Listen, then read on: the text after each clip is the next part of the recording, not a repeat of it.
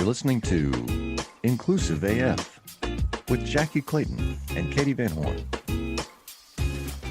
All right. Welcome to the Inclusive AF podcast. This is Katie Van Horn, and my co-host is stuck. So she is not joining us right now, but hopefully she will join us here shortly.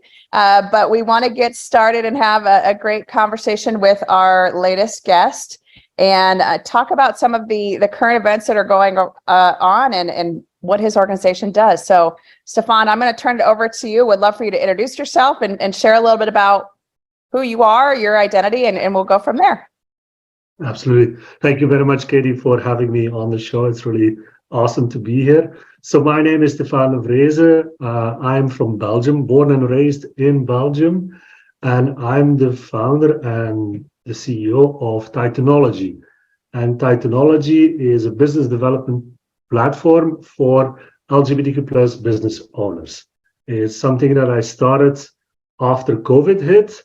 I think for a lot of people, a lot of things changed in their lives. The same was for me. And I was looking for what do I want to do now?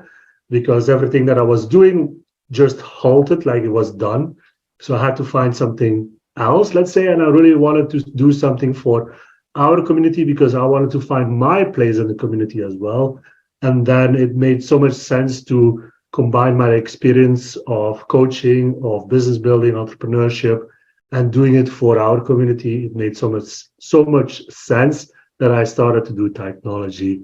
And yeah, that's where I'm at right now. I'm doing this full time and I'm building a great team and I enjoy doing this. For me, it doesn't even feel like working anymore, I say these days. So it's really a passion. So that's who I am. I'm almost 43 years old, by the way, and I came out when I was 36. So in many ways, a lot of people call me still a baby gay. Yes. So that's a little bit of my story, let's say. Awesome. Very cool. And so I would love to start off with a little bit about kind of your story, but also your story in regards to Belgium. So a lot of our folks are in the US that are listening. Mm-hmm. And, one of the things that I think would be good to just kind of level set folks on what the temperature is in Belgium in regards to LGBTQI plus folks, and kind of what that has been like for you as you have kind of evolved and been on your journey. Yeah, it's a good question, and it's something that is so different than in many parts of the world, I would say, because since I started Titanology, I also started to create a community of LGBTQ plus business owners, and I was also looking for others. So I was trying to combine everything to create that community. But the thing is, here in Belgium and in this region, let's say in Europe, Central Europe, it's really not that, how should I say this? It's not really that common that we typically only do something for LGBTQ plus. And that might seem weird sometimes because in other areas like in the US or even in Eastern Europe and so on, that's really common because it's still needed there to have that kind of a community to show each other and to show the society that we are still here and that we're here to stay, right? But again, here in Belgium, it's something, but it's not on the top of everybody's mind because everybody feels like the LGBTQ plus community is very much accepted here, right? So it also means that not a lot of people from our community even feel the necessity to come together sometimes, right? Because when I was building that kind of community for business owners, I wanted to create like a business chamber here in the BeNeLux. So Belgium, Netherlands, Luxembourg, that kind of area. And I was surprised that it didn't exist yet.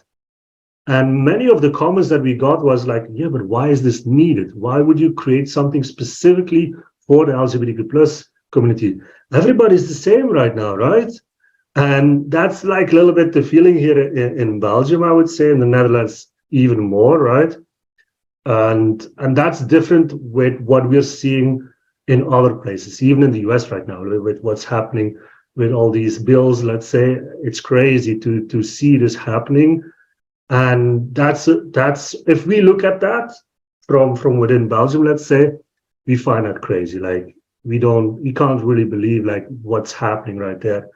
Because we also know how it is here in Eastern Europe, for example, where there's like in Serbia, where there was really a fight to have a pride on the streets, and people have to fight actually for their lives to be able to do that.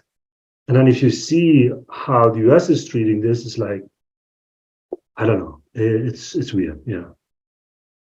Yeah, we're moving backwards, unfortunately, in the US in many ways. And so, it's something that I think for so many of us, it's absolutely not where we want to be going. And I think there's also so much to the conversation that there's just a lot. But I agree with you. I think, some of the countries in Europe, they are so far advanced from where we are. And I think, of course, in the US, we are taught that, we're the greatest and we're the best and all these things, but we know we're not. And we know that we are behind the times, and we are behind kind of who is out there, who needs our support, who has been historically marginalized and continues to be marginalized. And so I would love for you to talk a little bit about Titanology and kind of what this community does and how does it support the folks in your area, but also if it's a global like community. Yeah, because the thing is with Titanology, why I created it in the first place, specifically for LGBTQ+, was that there's a lot of programs out there, like a lot of business development programs that help people build their businesses and whatnot. But unless you are part of a business chamber, which is very common in the US, but not so common here in Europe, for instance, or even the other parts of the world, you don't really have a choice in if you want to choose a business development program. You get into what is existing, and in many cases, it's not really catered for LGBTQ+. I went through such a program and I felt that I had to go back in the closet, actually, because people ask like, oh yeah, how's your wife and how's the children? How's your, and okay, I can say like I'm gay and I have a partner, but honestly, I don't want to explain myself, right? It should be a non-issue.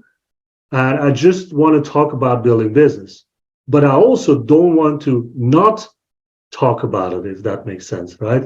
So that's why within Titanology, I want to create that kind of place where we talk about business building, first of all.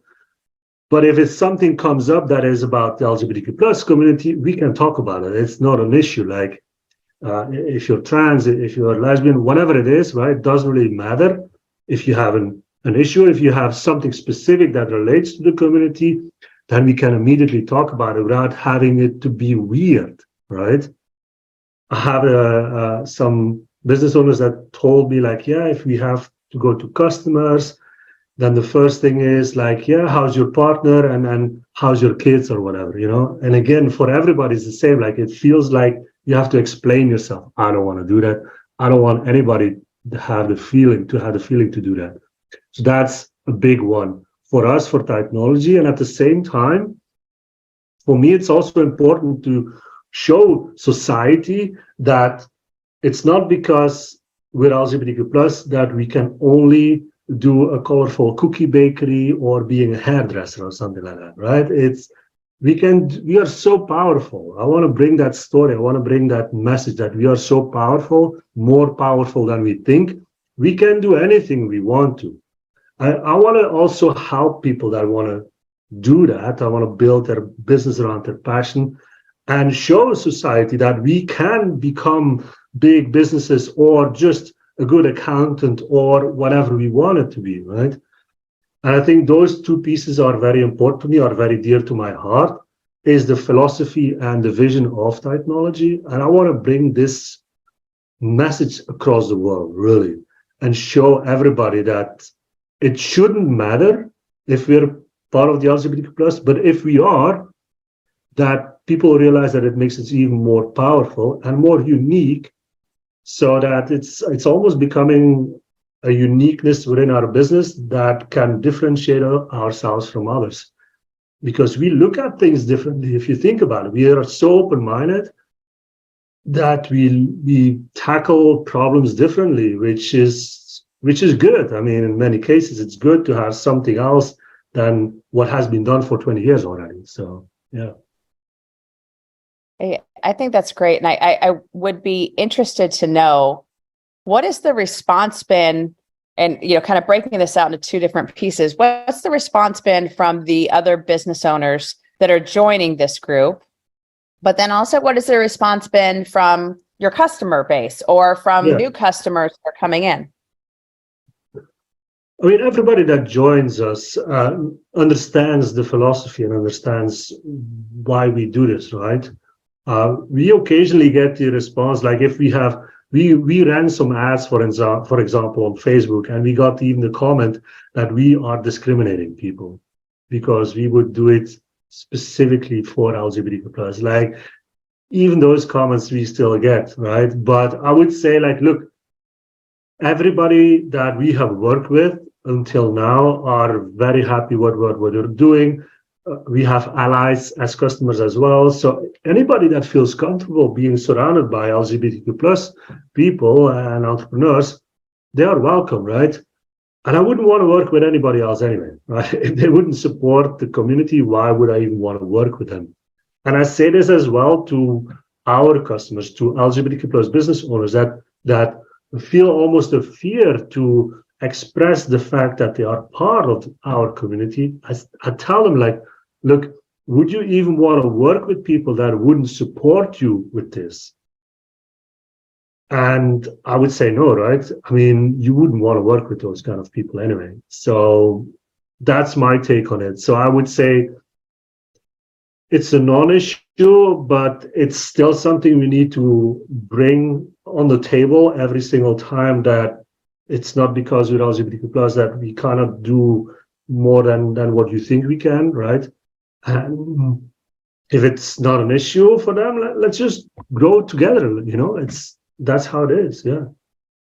That's great. And so I love that you, kind of allow allies to be a part of the conversation as well. Because I think that's, I myself, I talk about the fact that I do diversity, equity, and inclusion work, but I am a straight white woman doing this work. And so there is the, what I want to do is, be arm in arm with folks and really help however I can and support however I can.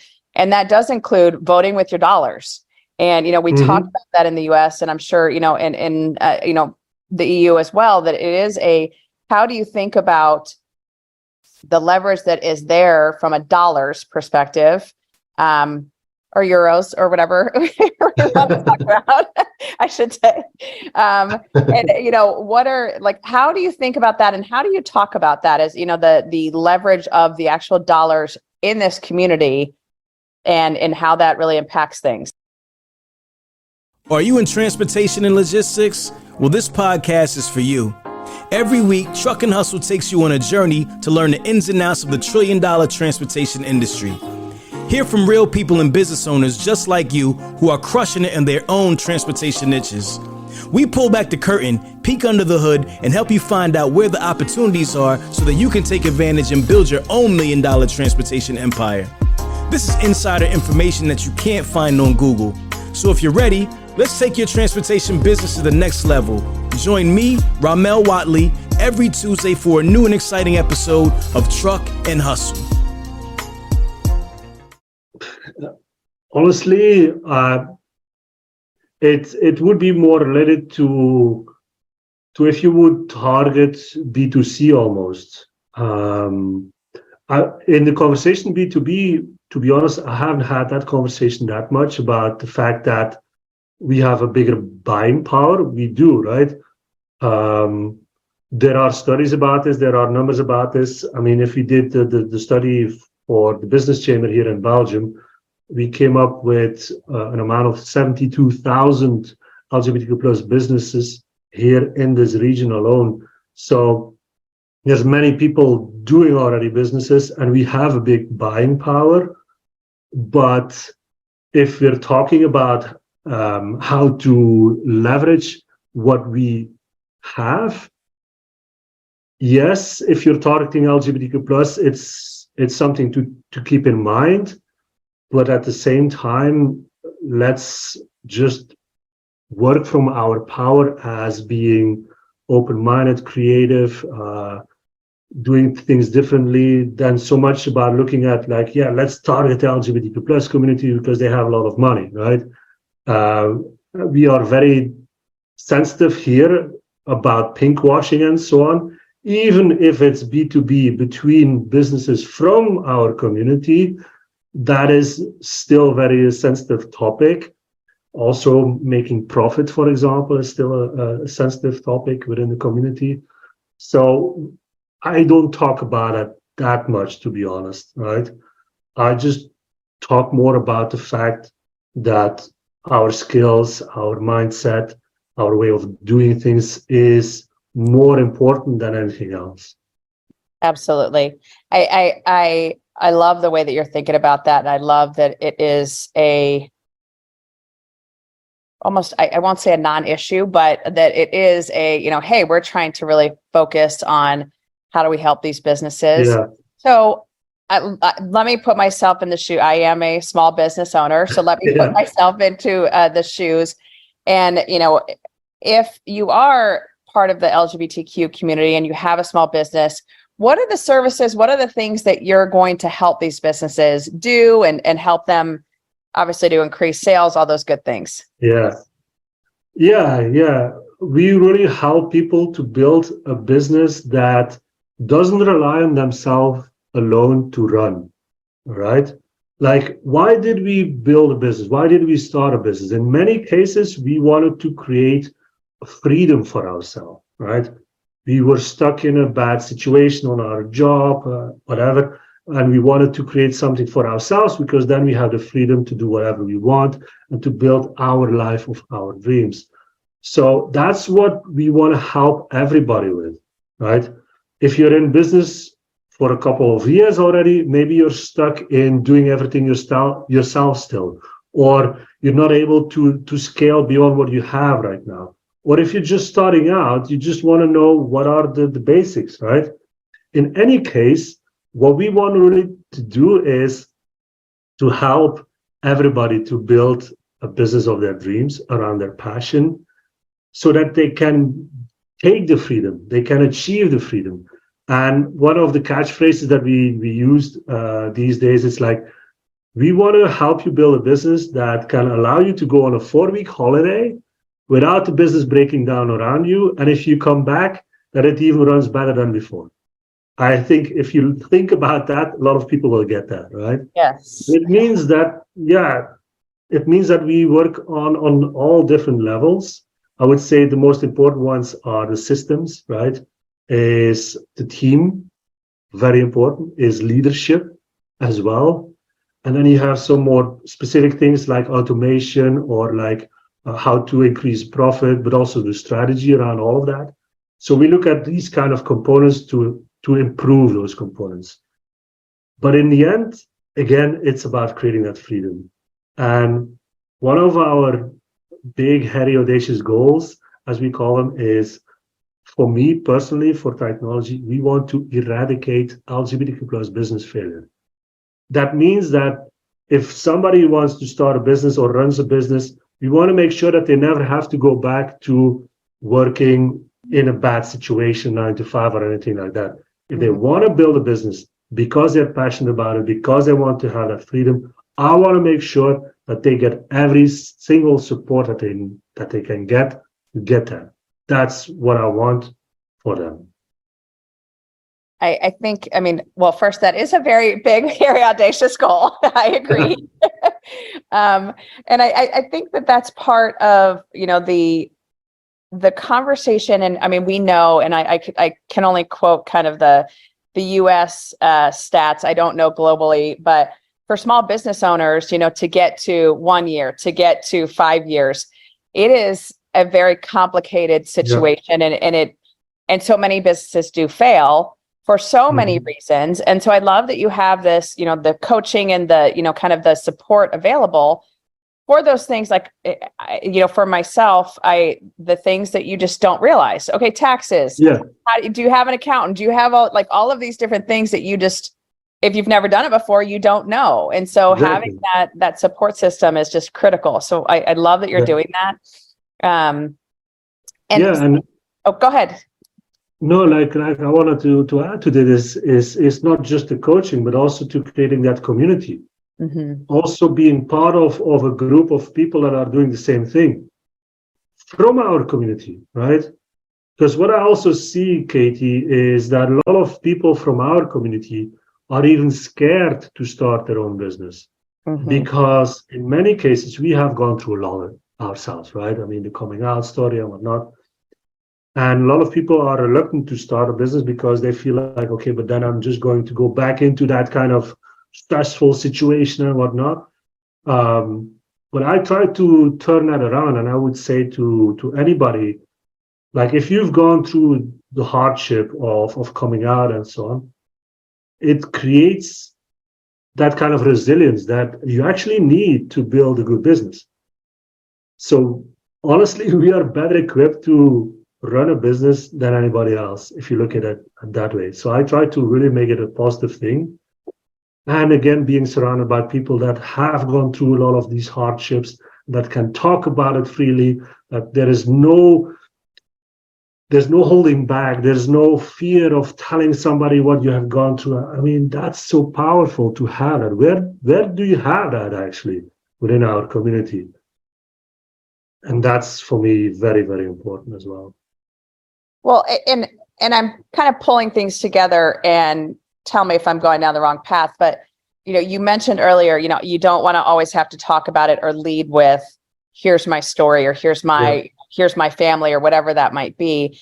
And I think that's a critical piece too, is it's scary to start your own business and then layer on top of it, will I be judged? Will there be bias? Will there be all these things that I have to deal with? If I do come out, or if I do share who I am authentically. And so I think that, that's a very real fear for folks. And to be able to say, here's this whole community that's done it and is in different stages, like how beautiful is that they can then go, it's okay. It's going to be okay. I can deliver. I can use my creativity and build whatever it is that I'm building. Yeah. Exactly. Yeah, that's the thing, right? That's so powerful about it. And at the same time, like what we are doing is so important for our community as well. Like anybody that is building a business right now, if you think about it, what we're also doing is building a team within each of these businesses. Mm-hmm. And us as business owners, what do we look for if we're building a team? We want to be also building a diverse an inclusive team, right? So at the same time, we're not just creating our own freedom as business owners, we're also creating better workplaces for people from our community. So even if they don't want to start a business, they at least have the option to join a company that has a great atmosphere, that has a great culture around diversity and inclusion. So if you think about that as well, it's like a combination of the best within what we can do for our communities. So that's why it's so important that we support each other to create these kind of places. Absolutely. And I think when you have folks who are leading with empathy because they have lived through, as you mentioned earlier, some of these very hard times, very hard situations, they are going to have a different viewpoint and perspective on how do you build a team. And also what you don't want in a team. We talk a lot about, hey, we want this certain culture, we want that certain culture, we want these things. But it's also talking about what don't you want in your culture? What don't you want on the team that would be a deal breaker? I mean, we've all heard the horror stories of teams that have, these folks that are not behaving the way that we would want them to. And so I think being able to step back and say, this is what we don't want, and this is what we do want, and really being clear on that as a leader, as you're building your team, and having, again, this kind of network of folks that you can leverage to say, how do I do this the right way, is huge. Yeah. So that's fantastic. Yeah, that's absolutely. Absolutely. So I would love to, if we can back up a bit. I want to, your story is interesting for a lot of different ways. But you mentioned something at the beginning about coming out of the closet and really sharing your authentic self when you turned 36 years old. And so I would love for you to share whatever you feel comfortable sharing about kind of what your story is and how you came out, all that good stuff, and why did it happen at 36? Oof. I will try to make it short, Katie. It started basically when I was 26, actually, the whole story. When I was 26, I was living with a roommate. I started to get feelings for him. So at that age, I already knew that I was actually gay, right? Or at least could have feelings for men. But at that time, a lot of stuff happened personally. And I was in a basketball environment. I was a basketball coach. And I wanted to be very ambitious, and I wanted to be a professional basketball coach. And I always had to believe that if I come out, then I will never achieve that goal, because nobody wants to have a gay coach. That was my belief. It's not true, by the way. Anybody that's listening, I was wrong, right? I shouldn't have thought like that. But I did. And I held that for myself for 10 years, because I was really coming out to everybody at 36. So that will already tell you a little bit like how my mindset was, what I had to go through for a decade, actually, that I just didn't do anything with my authentic self.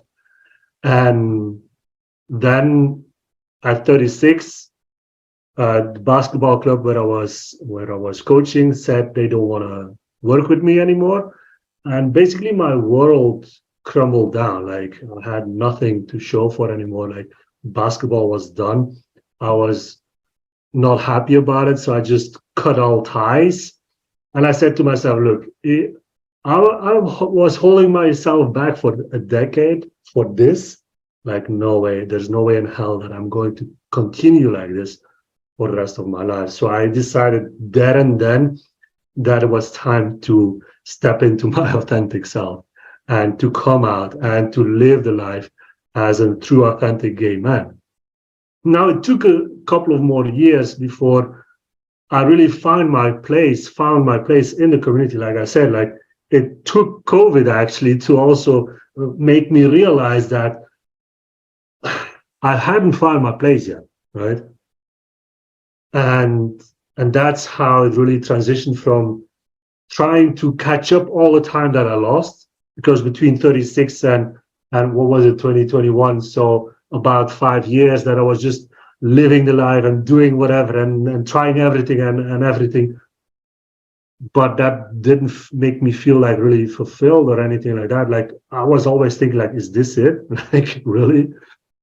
And it wasn't until COVID and I had to rethink the things and that I felt like, but I really want to actually make an impact here. Like I don't just want to be all the things that I have done in the basketball world and not coming out and all of that stuff to be for nothing. So that's why I want to make this impact in our community. That's why I have Titanology. I'm the co-founder of a business chamber now. I'm a co-founder now also of another LGBTQ plus community. I just want to create the impact, right? So that everybody that goes through what I have gone through can get better help than me, right? And maybe at a certain stage, I will have to go back into the sports world and also create an impact there. But that's a bit the story of my coming out. And I would say I don't regret it because I'm here because of that, right? This is what I'm doing right now because I have gone through all of that.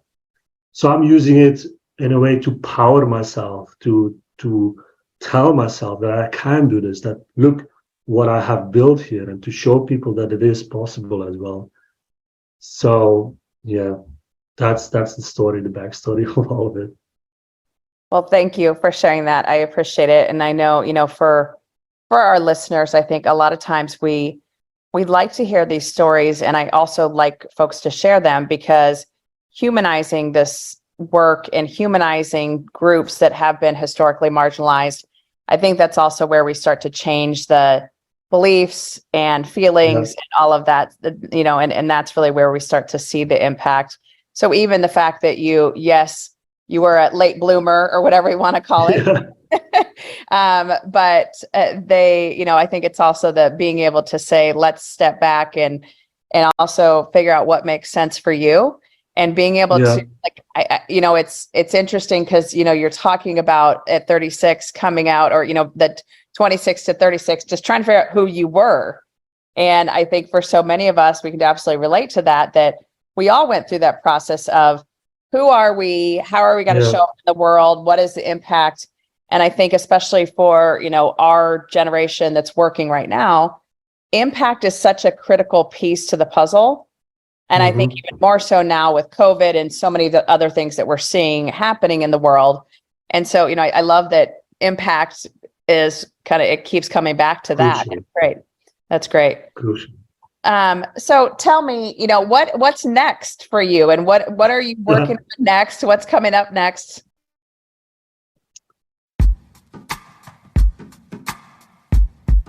The Jim Stroud Podcast explores the discoveries and trends forming the future of our lives. Brain-to-brain communication, robot bosses, microchip implants for workers, and artificial intelligence replacing human workers are all happening now. If you want to know what's happening next, subscribe now to the Jim Stroud Podcast. For me, it's keep building technology. It's keep spreading the word. It's showing everybody how powerful we can be, and that we can really build our dream lives if we want to, if we can step into that power. That's really the message that I want to keep bringing. And so it also means that I need to build technology to a size of a business that I can support that message for everybody. So for technology in the next few months is keep building, is keep spreading the word by platforms like these, which I want to thank you again, Katie, for having the opportunity here, and showing everybody how we can really make the world a better place with our own businesses. If we can tap into that and we can show everybody how it's done, that's really what I want to get to. It's a passion for me. It's something that I want to do for the rest of my life. So I'm not going anywhere. I'm here to stay. And I will tell as many people as I can what we're doing and why we're doing it as well, because the why is even more important than what we're doing. And that's what I really want in the end. Yeah. That's great. And I thank you for sharing that, because I think that's one of the pieces too, is that we talk about the overwhelm and the how hard this work is, basically. Yeah. And the constant need to kind of have a community around you and have folks that you can reach out to. And, honestly, and our listeners know this, that's how Jackie and I started this podcast, is that we were leaning on each other when all of the social justice issues really started to pop up in 2019 and 2020, and then also COVID, of course. And I think that the piece that I hope folks heard is also just that community building, and how important that network of people that have had similar experiences, that have had similar struggles. And I was a part of a women's CEO group, and it was just so nice to be able to get together like once a quarter and talk about things. And each one of us would come with our like business plan for the quarter and for the year. And then we'd poke holes in the other, each other's stuff to say, what are you forgetting about? What are you not thinking about? And I think even that, having that ability to have someone else that can go, hey, what else is missing here? Or, wow, this is great. Go, do all these things. So I think having that community is such a critical piece as well. Do you have that type of kind of cohort mentality as well? Yes. I don't really call them cohorts. For us, it's really building a big community. Like if people join Titanology, we don't force them to stay a specific length or anything like that. We just want people to join Titanology and that they have the feeling that they never need to leave because everything is within Titanology. So we want to foster that kind of situation. It's not a mastermind. It's not a coaching business. It's not a group coaching. It's a community that helps each other build better businesses. And we are there as guides. We work together with subject matter experts from other fields, from marketing, sales. Everybody's from the community. So we bring them in also as guides on specific fields. So it's not about me, right? It's about making sure that anybody that joins Titanology, if they need something, we have a guide that is ready to help them out on any stage of their business. It doesn't really matter where they're at. We have specific guidelines, but again, it's really open. And again, yes, it's community, really. I want to become the biggest business development platform of the world with Titanology. And that happens with building community, right? It happens through showing people that are there, if they are part of this, that they can get the support on every step of the way, from every part of the world. Doesn't matter. We have people from New Zealand, from the US, from the UK, doesn't matter. Anybody that wants to build their dream life is welcome to join. That's just what I want to create for them. I've been able to do this through my own story and through what I have been doing. I want other people to have the same situation. I mean, I told you, like, I don't feel like working anymore. This is not working for me. This is fun. I just enjoy doing this. So if I can help everybody reach the same kind of level of happiness, that's the dream. That's really the dream. And I will tell you this as well, that building a team that helps me with this is so much enjoyable. Like that's so much, it's fun to do. It's fun to build a team of people that enjoy the culture, that enjoy working with other businesses, that feel like they have also the impact that we're creating for these businesses, that they can bring that impact as well within Titanology. So it's a win-win-win situation for everybody. That's what we want. Awesome. And so for folks that are listening and, for folks that are maybe wanting to join this community, I know you said global. So how do folks find you? How do folks join your community? Well, Titanology is a pretty unique name. So just search Titanology on Google and you will find our website. You are all welcome to join our community. We are on LinkedIn very actively. So you will find us for sure. You will find us. That won't be an issue. Perfect. And one of the things we like to do at the end of each episode is talk about what is one thing you want to make sure folks heard during this episode. Well, for me, it's what we talked about is the impact, right? It's making sure that everybody can have the impact that they want. And if that impact means that you create freedom for yourself, that's fine. If you want to create an impact for other people, perfect, right?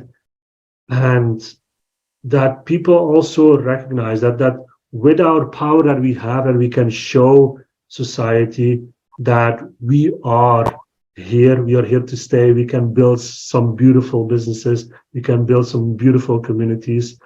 And if anything from this episode, just know that you are powerful, you can create the impact, and you can create a beautiful life for yourself. Yeah.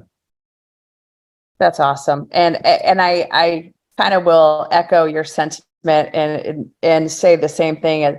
And hearing you talk, I think the piece that really resonates with me, and I can relate from the part of being a small business owner, is that community is critical to your success. And having folks that have been in your shoes or maybe are in different stages of their business, having them to lean on, to have is just a, hey, I can reach out to folks when I'm struggling with something, or even, as we all know, as small business owners, even throughout the day, the dips and the highs and lows that you go through. And so having a group that you can reach out to and kind of has the similar experience, I think is so great. So Stefaan, thank you so much for joining us. I really appreciate it. And like he said, look for Titanology on, online, on LinkedIn, et cetera, if you're interested in joining and expanding this community. And thank you all so much for listening. This is Katie Van Horn with the Inclusive AF podcast. And I promise Jackie will be back next time. Thanks so much. Bye-bye. Thank you.